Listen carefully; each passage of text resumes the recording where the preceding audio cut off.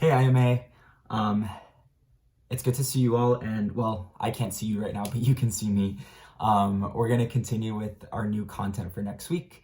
I hope you're all well and healthy and safe, and I know this is kind of some awkward setup, like you can maybe only see part of my face, but we're gonna make it work. I ran out of big paper, so this is what I have to resort to. Before we start, make sure that you have a piece of paper in front of you so that you can copy these notes. And if you want to pause the video right now to copy down what's written here, you can.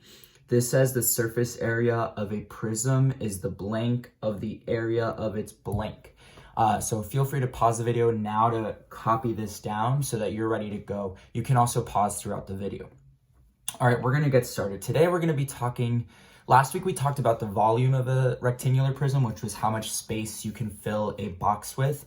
Today we're gonna talk about the area that you can wrap it with, okay? So I want you to think of surface area as, for example, if you were wrapping a box with wrapping paper as a present or as a gift, it's the amount of area of that wrapping paper needed to cover the outside of the box, okay?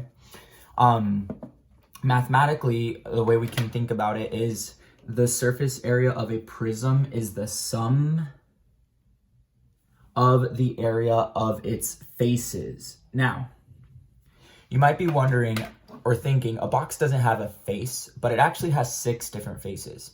And this is what they mean, what we mean when we say faces. Every box, you could grab any box around you. I just grabbed my old iPhone box. Every box has a top and a bottom. So that's the top face and the bottom face.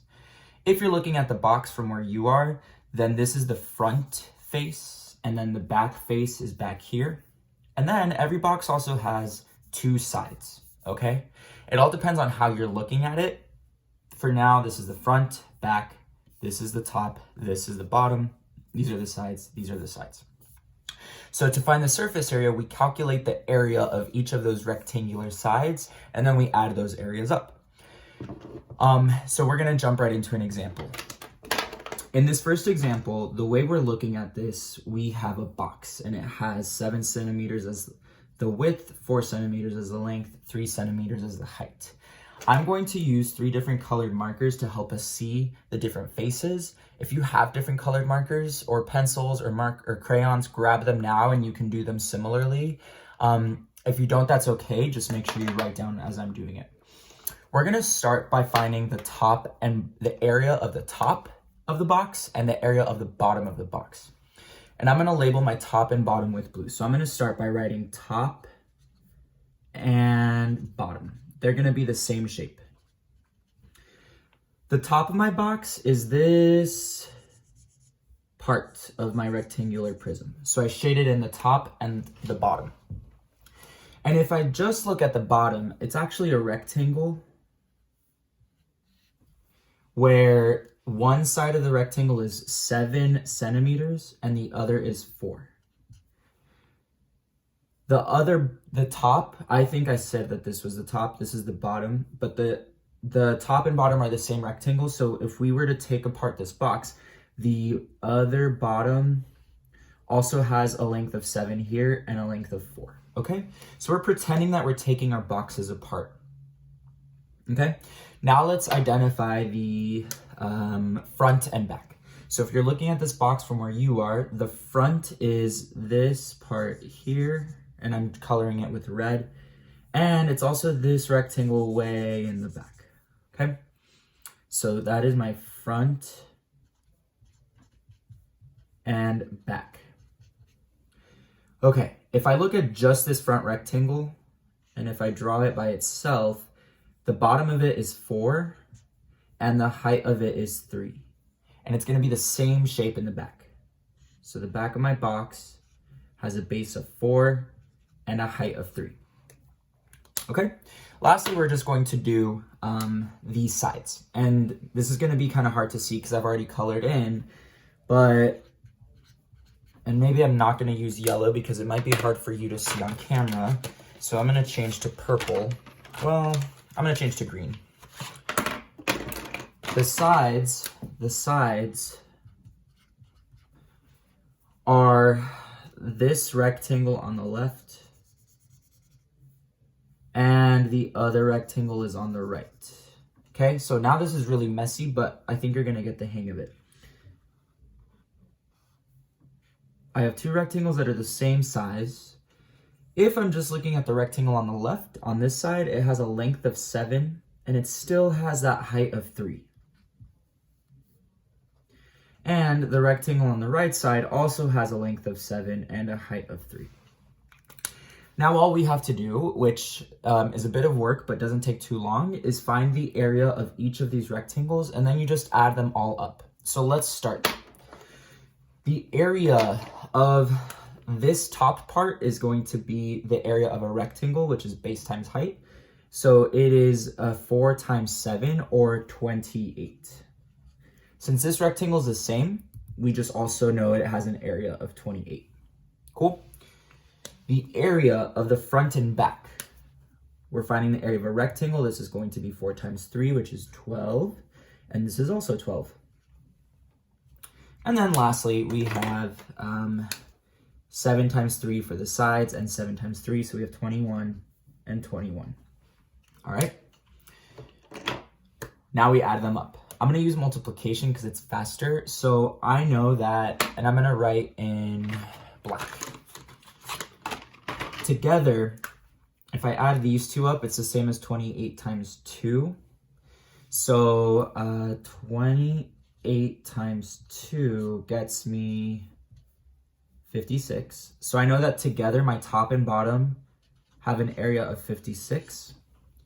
If I add 12 and 12, or 12 times 2, I know that front and back together have an area of 24. And I know that 21 plus 21, or 21 times 2, is 42. To finish finding the surface area, I just add these three up. So I'm going to do that over here where I have some space. I'm going to do 56 plus 42 plus 24. And I'm doing addition. 6 plus 2 is 8, plus 4 is 12. I carry the 1. 1 plus 5 is 6, plus 4 is 10, plus 2 is 12. So my final answer, and I'm going to write it over here, is 122 centimeters. And since we found an area, we use an exponent of 2 because it's centimeters squared. Okay? So that's the gist. That's how we do these. I'm going to do example 2 for you. And then in a second, I'm going to challenge you to try example 3 by yourself. So we have another rectangular prism here. I'm going to start by finding the top and bottom. I'm just shortening it with T and B. Okay. The top of my rectangular prism here is this top rectangle and this bottom rectangle. All right. And I know that if I dissected this and brought the rectangles out, these are not to scale, but I know that one side of the rectangle is 2 and the other side is 5. Okay, and those are identical. That was my top and bottom. Now we're gonna do the front and back. So I'm gonna write that as F plus F and B for front and back. If you're looking at this from where you are, then the front of my rectangular prism is this rectangle here and this rectangle in the back. And if I were to draw those, the one side of this front rectangle is 2, and then the height of it is actually this 3 back here. So it's 2 times 3. Lastly, we're going to do our sides, which are also identical. So I'm just going to write sides. It's getting really tricky to see, but we have to visualize it. One side is this side over here, and the other side is this green rectangle here. So it's just like this right side. One length of it is 5, and the height of it is 3. And these are also identical. Okay, now we do some quick multiplication to get some numbers here. So in the top and bottom, we just do 2 times 5, which is 10 for each. For my front and back, I just do 2 times 3, which is 6 for each. And in my sides, I do 5 times 3, which is 15 for each. And now we add all of these up. So 10 plus 10 is 20, 6 plus 6 is 12, and 15 plus 15 is 30. I can add these up right away.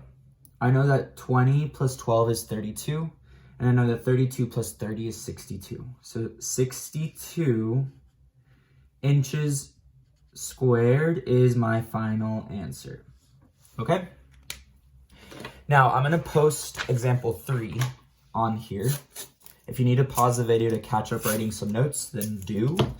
But I'm going to give you example 3, and I'm going to let you pause the video so that you can try to solve it by yourself.